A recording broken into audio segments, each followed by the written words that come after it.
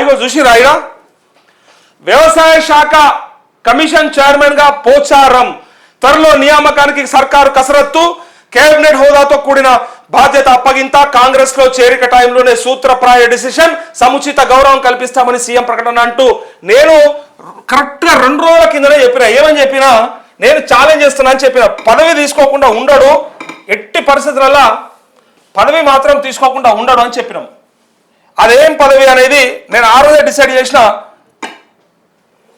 మనకున్నటువంటి ఇన్ఫర్మేషన్ ప్రకారము ఆయన పదవి కోసమే మారిండు ఆల్రెడీ బేరసారాలు అయినాయని చెప్పినాము అందుకోసమే పార్టీ మారుతుందని కూడా చెప్పినాము ఇక్కడ చూడండి ఒకసారి చూపిస్తానండి మీకు ఆయన చెప్పిన మాటలు చూపిస్తా అట్లే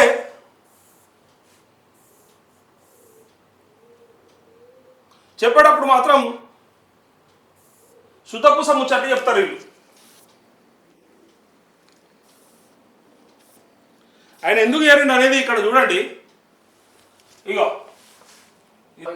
బీఆర్ఎస్ లో భారీ కుదుపు కాంగ్రెస్ లో చేరిన అసెంబ్లీ మాజీ స్పీకర్ బీఆర్ఎస్ లో భారీ కుదుపు తీసుకోలేదని చెప్పారు మరి ఎందుకు పోతుండు అదేమో అందులో స్టార్టింగ్ నుంచే వచ్చింది అది కేసీఆర్ నాయకత్వంలోనే బాగుపడుతున్నాం ఆ సందర్భంలోనే ఇప్పుడు ఈయనకు మంత్రి పదవి ఇగో మంత్రి పదవి మాట్లాడుకుని పోయిండు ఈయన నీతులు చెప్తా ఉన్నాడు మంత్రి పదవి కాదు ఏం కాదు నాకు ఏం అవసరం అని చెప్పాడు ఏం అవసరం లేనుడా సిగ్గు లేకపోతే ఇప్పుడు తీసుకుంటే మాత్రం ఇక నీకు సిగ్గు లేనట్టే ఇక ఇప్పటిదాకా ఒకటైతే ఇప్పటి నుంచి ఒక లెక్క ఇక అందరికంటే ఎక్కువ నువ్వే టార్గెట్ అవుతావు ఇక మొత్తానికి అందరికి ఇక బీఆర్ఎస్ లా ఆ రోజు నువ్వు చెప్తావు అట్లా ఇది నేను చెప్పిన ముచ్చట ఎందుకంటే ఆ రోజు ఏం చెప్పిండంటే నేను ఏ పదవి కోసం కాదు ఈ ప్రజల కోసం ఆయన చెప్పిండు ఈ రైతుల కోసం ఆయన చెప్పిండు ఇక ఈ ముచ్చట ఒకసారి నేను చెప్పేది ఇంత అధ్వానం ఉంటుందా అనిపిస్తుంది ఓసారి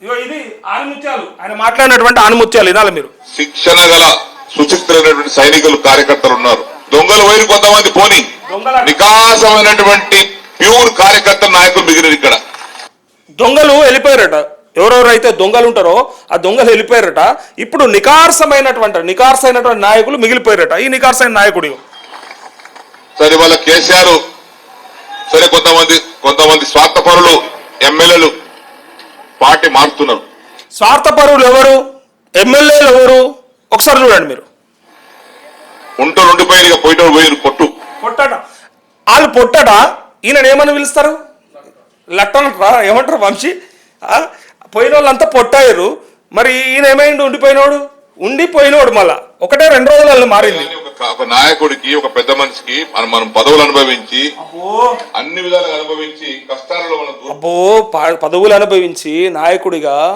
నాయకుడికి తోడుండాలి కష్టాలల్లా అని చెప్పినోడే ఇగో చేయకూడదు అది మానవత్వం కాదు ఇగో ఇది ఈయనది మానవత్వం కాదట ఆయన పోచారం శ్రీనివాసరెడ్డి ఏం చెప్తున్నంటే కష్టాలలో ఉన్నప్పుడు కేసీఆర్ వదిలిపెట్టిపోవడు మానవత్వం కాదు అంటుండే వ్యక్తికి మన ధైర్యంగా నేను ఉన్నాను అని చెప్పేటువంటి ధైర్యం ఇచ్చేటువంటి మనుషులు కావాలి అదే మన కేసీఆర్ ఇచ్చేటువంటి ధైర్యం బాన్స్వాడ ప్రజలకు ఇది ఎంత గర్వకారణం అంటే మీరు రోజు చెప్పుకోవాలిగా ఈ వీడియో క్లిప్ రోజు స్టేటస్ లో పెట్టుకోవచ్చు మీరు ఇట్లాంటి నాయకుడు మాకు ఇక అసలు దొరకడని యాద పెట్టుకోవాలి మీరు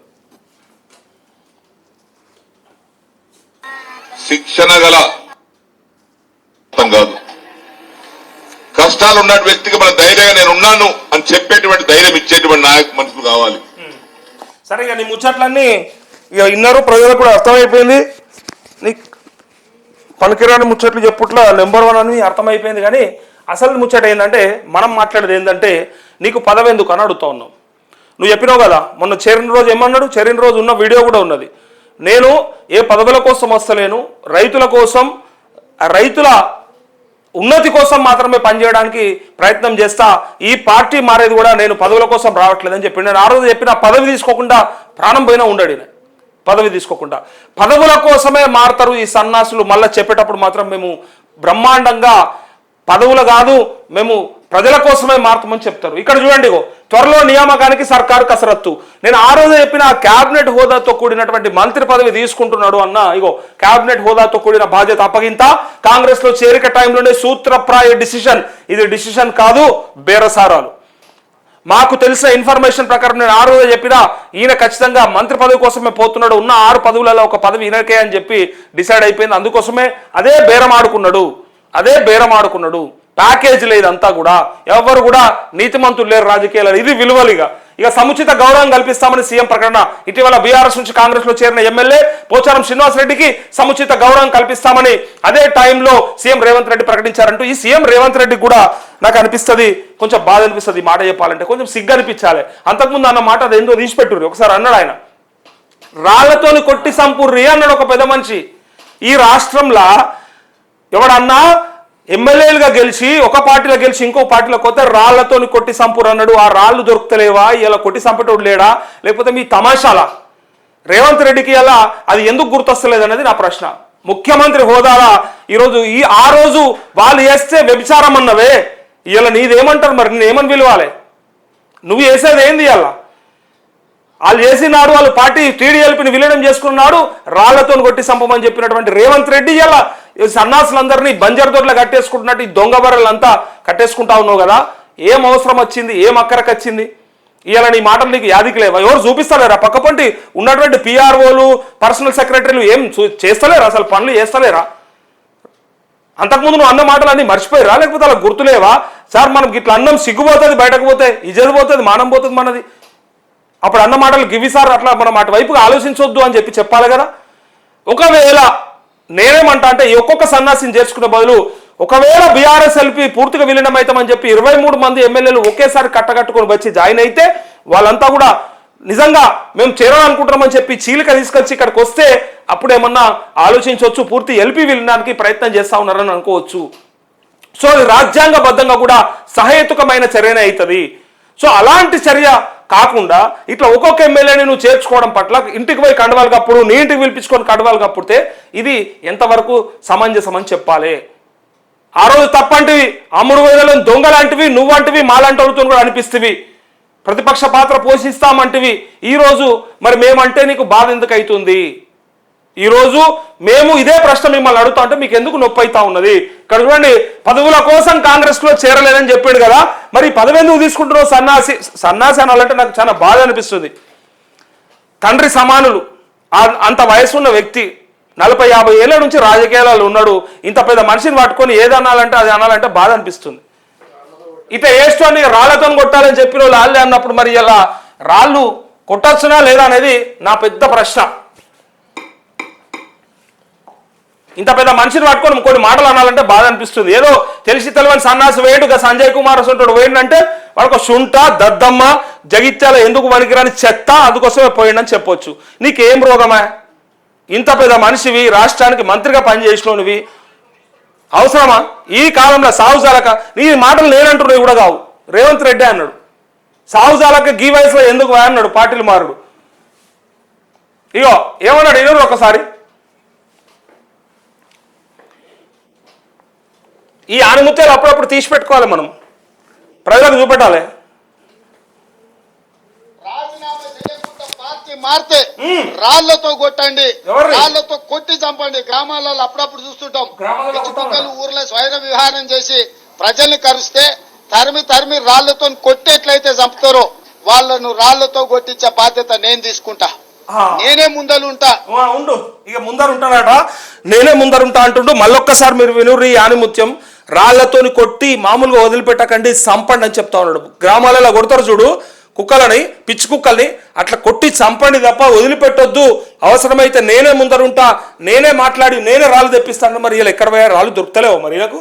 ఇగో రాజీనామా చేయకుండా పార్టీ మారితే రాళ్లతో కొట్టండి, రాళ్లతో కొట్టి చంపండి. గ్రామాలలో అప్పుడప్పుడు చూస్తుంటాం, పిచ్చి కుక్కలు ఊర్లో స్వైర విహారం చేసి ప్రజల్ని కరిస్తే తరిమి రాళ్లతో కొట్టేట్లయితే చంపుతారో వాళ్ళను రాళ్లతో కొట్టించే బాధ్యత నేను తీసుకుంటా.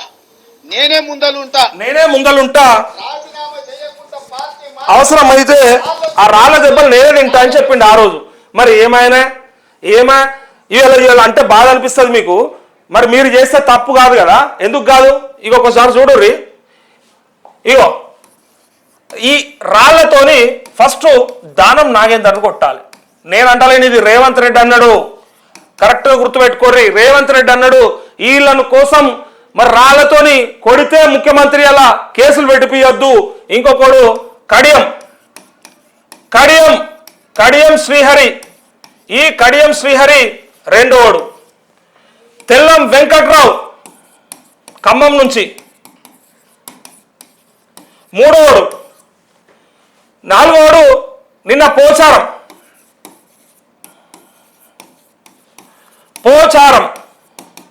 ఈ పోచారం శ్రీనివాసరెడ్డి నాలుగోడు అయితే ఐదోడు సంజయ్ కుమార్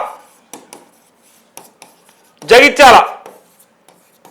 సో ఈ 5గురు ఎమ్మెల్యేలను రాళ్లతో కొట్టడానికి సిద్ధమైపోయారు ప్రజలు. ఊర్లలో పిచ్చి కుక్కలు కొట్టినట్టు కొట్టడానికి సిద్ధమైపోయారు.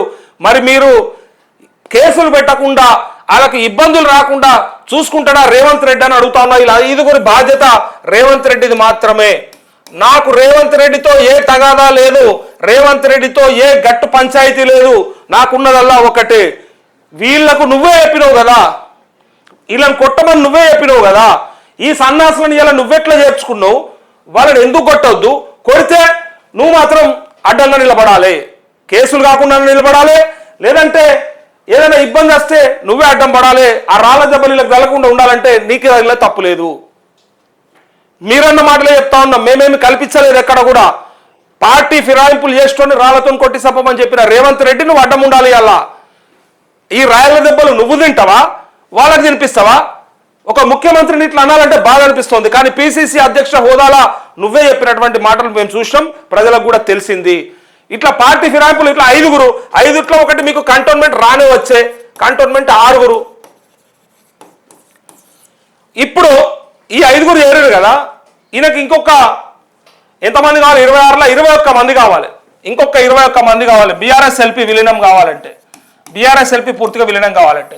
కానీ ఇప్పుడు నేనేమంటున్నా అంటే ఈ ఇండివిజువల్గా చేర్చుకునే బదులు ఇంటింటికి పోయి వాడిని బతిమలాడుకుంటా, బామాలుకుంటా, లేకపోతే ఇంకేదో చేసుకుంటా చేసుకునే బదులు ఒకే ఒక్కసారి కట్టకట్టుకుని 26 మంది జాయిన్ అయిపోతే, ఎల్పీ విలీనం అయిపోతే ఎవరేం ప్రశ్నించారు కదా. గతంలో కేసీఆర్ జాయిన్ చేసుకుంటే కూడా ఎవరేమో అడగలేకపోయినాం కదా, అమ్ముడు పోయిరని చెప్పినాం. కానీ ఎల్పీలు విలీనం చేసుకున్నాకైతే ఎవరేం చేయలేరు కదా, స్పీకర్ కూడా ఏం నిర్ణయం తీసుకోలేడు కదా. సో వీళ్ళందరినీ డిస్క్వాలిఫై చేయాలి ఈ సన్నాసులు. నువ్వు చెప్పిన ప్రకారం రాళ్లతో కొట్టి చంపుడు సెకండరీ, నీకు రాళ్ళు దొరుకుతలేవా అంటే ఇక ఇప్పుడు మా పరిస్థితి అట్లా ఉన్నది. ఇక ఆ రోజు అది చెప్పినా మేమైనా, ఇవాళ నువ్వు ఇది చెప్పినా మేమే వినాల్సి వస్తుంది. ఇలా కండువా కప్పుతుంటే మాకు సిగ్గు అనిపిస్తుంది. సో ఇప్పుడు వీళ్ళందరి డిస్క్వాలిఫికేషన్ జరగకపోతే మరి ఎవరు బాధ్యత తీసుకుంటారు? ఊర్లకు రానిద్దామా వీళ్ళని, ఈ సన్నాసులని? ఈ దానం నాగేందర్ ఖైరతాబాద్లో గెలిచిండు, వచ్చే ఎంపీగా పోటీ చేసిండు, ఓడిపోయిండు అనుకో, అది వేరే విషయం. కడియం శ్రీహరి బిడ్డను ఎంపీగా గెలిపించుకుండు, స్టేషన్ గన్పూర్లో గెలిచిండు. తెల్లం వెంకట్రావు ఖమ్మం నుంచి, పోచారం శ్రీనివాసరెడ్డి బాన్స్వాడ నుంచి, ఈ సంజయ్ కుమార్ అంటే ఆయన జగిత్యాల నుంచి. వీళ్ళను మరి ఆయా ఊర్లకు ఆయా జాగాలకు రాణిస్తారా, రాళ్లతో కొడతారా అనేది ప్రజల చేతుల్లో ఉంది, ప్రజలే తేల్చుకోవాలి. ఇక నాయకులు చెప్పే ముచ్చట్లు మనం విని బాగున్నప్పుడు సపోర్ట్ ఎట్లయితే కొడతామో, తప్పున్నప్పుడు అలా ఈప మీద కూడా చంపేది మనమే అని చెప్పి వాళ్ళకు భయం ఉండాలి. పార్టీలు మారేటోడు చెప్పేటప్పుడు మళ్ళీ నీతులు చెప్తారు, మా అంత సుధపూస లేదు అని.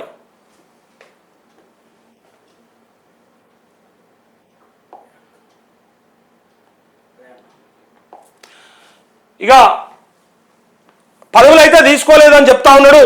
సో సెగ్మెంట్ అభివృద్ధి కోసమే పార్టీ మారాడని చెప్పిండు. ఇదైతే మనం విన్నాం. ఇక మీ ఇష్టం, మీరు నమ్మినా నేను నమ్మినా ఇక దాన్ని ఎవరమేం చేయలేరు. ఇక బాన్స్వాడ ప్రజలు తెలుసుకోవాలి ఫస్ట్.